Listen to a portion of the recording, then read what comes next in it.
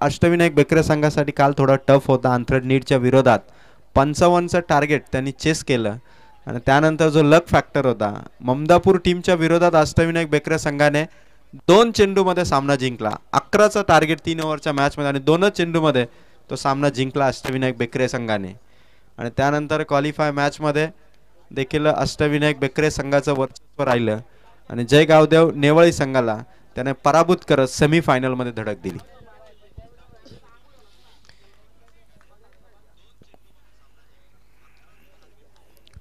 चार ओव्हर 44चं लक्ष घेऊन सलामीचा गोलंदाज प्रदीप, फास्ट बॉलर जय भवानी नेवाली टीमचा प्रदीप, समोर येते मात्र फलंदाजी स्टान्सवरती फलंदाज योगेश. योगेशच्या बाटला स्पर्श करत चेंडू मागे जातोय. चेंडू सीमा पार, चेंडू अडायला पाहिजे होता पण पायाने अडवण्याचा प्रयत्न फसला. धावा आल्यात पहिल्याच बॉलवरती 4, चौकार.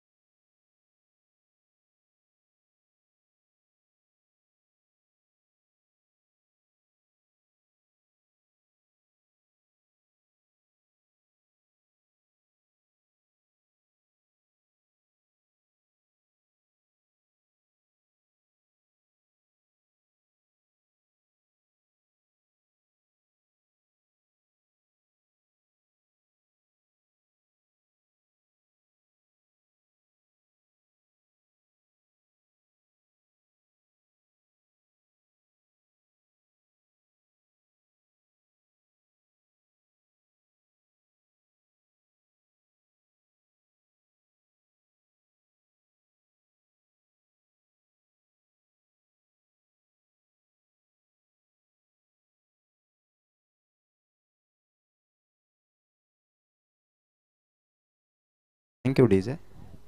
टप्पा राखणं गरजेचं प्रदीप या गोलंदाजाला. 3 चेंडू, हा चेंडू फारच खराब होता, समोर होता, फुल टॉस होता आणि 3 चेंडूमध्ये धावसंख्या पोचतीये 10. समोर टप्पा जर राहिला तर कदाचित फलंदाजांना थोड्या अडचणी येतील, पण प्रदीपचे चेंडू जर फुल टॉस पद्धतीने गेले तर मात्र योगेश आणि निखिल या दोघांना ते खेळणं फार सोपं होईल. धावसंख्या 3 बॉलमध्ये 10. काल जय गावदेव नेवाळी संघाने 9 विकेट कोलारवाडी टीमच्या मिळवल्या होत्या. विकेट कमावल्या तर आणखी सामना आपल्या बाजूने झुकवता येतो. 3 बॉल सध्या धावसंख्या ती मात्र फक्त 10 या धावसंख्येवर. गोलंदाज तयार होईल प्रदीप पुन्हा एकदा. आपल्या टीमसाठी चांगले चेंडू टाकावे लागणार आहे प्रदीपला.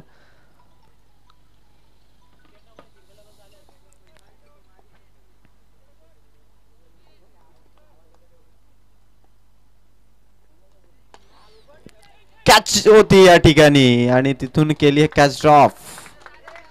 4 बॉल धावसंख्या 11. फास्ट होती, रिॲक्शन देखील तितकीच होती पण चेंडू हातामध्ये आला नाही तो रमेशच्या आणि 1 रनने धावसंख्या पोहोचली. 4 बॉलमध्ये 11. अशा धावा आल्या तर नेवाली संघाला फारसं नुकसान नसणार आहे, पण जर षटकार चौकार आले तर मग धावसंख्या मात्र फार वेगाने जातीये. बोपेले टीमचे कॅप्टन उपस्थित झाले तर जय गणेश चलवडे संघाचे कर्णधार आपण टॉससाठी यायचे. दोन्ही कर्णधार लवकर आपण नाणेफेकीसाठी यावं.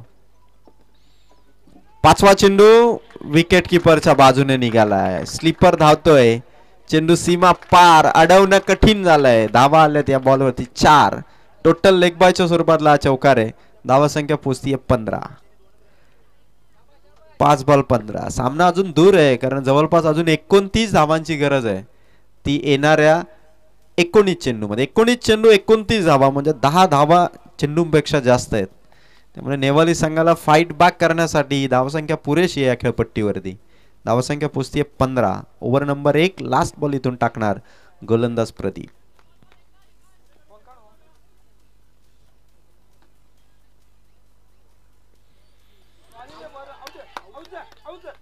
शेवटचा बॉल, विकेट आली आहे मैदानाच्या आतमध्ये. योगेश इथून झालाय बाद. निखिल इथून झालाय बाद आणि पहिल्याच ओव्हरमध्ये धावा झाल्यात 15. 18 चेंडू, विजयासाठी गरज आहे 29 धावांची. चला यानंतर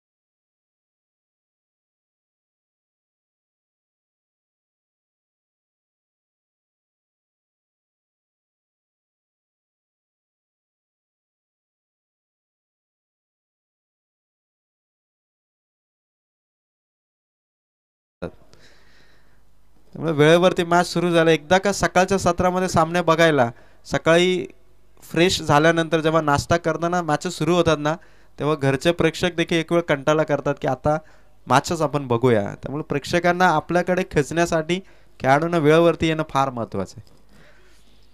धावसंख्या पोहोचतीये एका ओव्हरमध्ये 18 चेंडू 29 धावा. फाईट बॅकसाठी भरपूर मोठी धावसंख्या अजूनही नेवाळी टीमसाठी, आणि तितकीच धावसंख्या गाठण्यासाठी प्रयत्न करायचे शिवशाही तलवडे संघाला.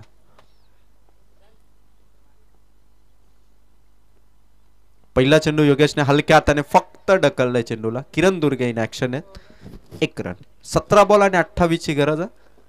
योगेश मैदानाच्या आतमध्ये आपली विकेट सेफ ठेवण्याच्या नादामध्ये, आणि महेश हजारे दादांचे या ठिकाणी शुभागमन होत आहे. आई एकविरा कोळारे संघाचे ते देखील कमिटी मेंबर्स आहेत. काल देखील दिवसभर होते महेश दादा. आज निखिल गोमारे देखील सकाळपासून उपस्थित झाले. त्यांचंही विशेष कौतुक आहे. 17 बॉल, धावा पाहिजे तिथून 28.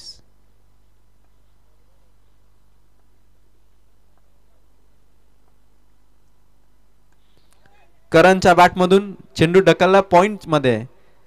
1च रन. सिंगलने धावसंख्या एका सिंगलने पोहोचतीये पुढे 17 वरती.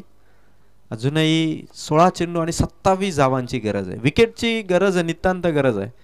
टप्प्याटप्प्याने जर विकेट मिळवल्या तर कार्यक्रम करता येईल तो नेवाली टीमला. आणि 1-2 फटके जर खेळले शिवशाही तलवडे संघाने तर विजय समीप दिसेल तो तलवडे टीमला.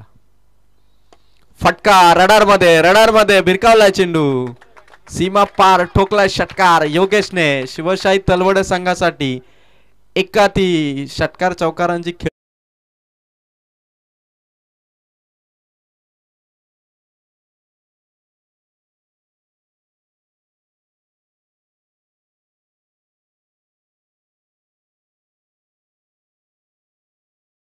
थ्रू हवा आणि मेन विकेट येते योगेशची. त्यासाठी एफर्ट्स लावावे लागणार आहेत. 1-2 विकेट जर लगातार गेल्या तर मॅच मध्ये कमबॅक करता येईल. अन्यथा योगेशची ही बॅटिंग बघता शिवशाही तलवडे संघाचा सध्या मजबूत स्थितीमध्ये, कारण 15 चेंडू आणि 21 धावांची गरज आहे.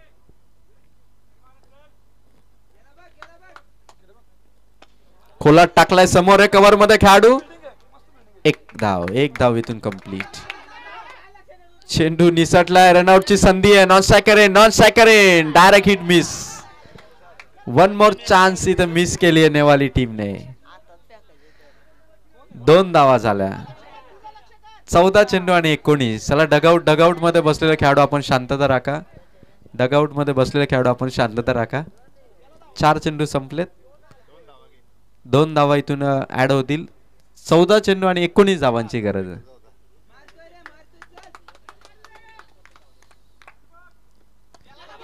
योगेशच्या बॅटमधून मिड विकेटला ठोकलाय षटकार.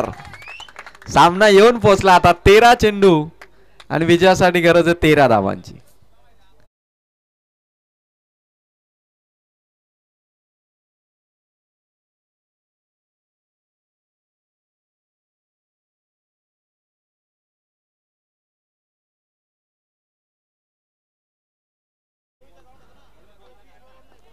तेरा चेंडू 13 धावांची गरज. किरण दुर्गेचा हा लास्ट बॉल, शेवटचा बॉल आहे. योगेशच्या बॅटमधून फटका आलाय. फेक होतीये आणि 2 धावा इथून पूर्ण होत आहेत. 2 ओव्हरचा खेळ संपलाय. 2 ओव्हर मध्ये आता मॅच जिंकण्यासाठी गरज आहे ती मग आता 11 धावांची. 33 धावा 2 ओव्हरच्या समाप्तीनंतर ठोकून काढल्या शिवशाही तलवडे संघाने. पहिल्या ओव्हर मध्ये प्रदीपने दिल्या होत्या धावा 15. दुसऱ्या ओव्हर मध्ये किरण दुर्गेने धावा दिल्या 18 आणि आता 12 चेंडू आणि गरज आहे अवघ्या 11 धावांची. चला बोपेले टीमचे कॅप्टन आणि जय गणेश तलवडे टीमचे कॅप्टन आपण टॉस साठी या. अन्यथा आयोजकांकडे 2च पर्याय राहतात. एक तर सामना 3 ओव्हरचा खेळवायचा, अन्यथा दुसरा पर्याय आहे तो म्हणजे 2 चिठ्ठ्या बनवायच्या बॅटिंग बॉलिंगच्या. दोन्ही संघांची नावं टाकायची, चिठ्ठी आयोजकांनीच उचलायची आणि निर्णय त्यांना कळवायचा. हे 2च पर्याय आयोजकांकडे आहेत. आणि तिसरा पर्याय तुमच्याकडे आहे की टॉस साठी आपण लवकर या. 9 चेंडू मध्ये 28 धावसंख्येवरती नॉट आउट खेळतो. एकदा टाळ होऊन जाऊ दे योगेशच्या बॅटिंग साठी. 9 चेंडू 28 धावा आणि 2 ओव्हर मध्ये धावसंख्या पोहोचली आहे 33. थोडा महाग ठरला तो किरण दुर्गे, कारण किरणच्या गोलंदाजीवरती जर एखाद दुसरी विकेट आली असती तर शिवशाही तलवडे संघाला थांबवता आलं असतं. पण योगेशच्या बॅटमधून आलेले षटकार आणि त्यानंतर 12 चेंडू, फक्त धावा वाचवायच्यात 11.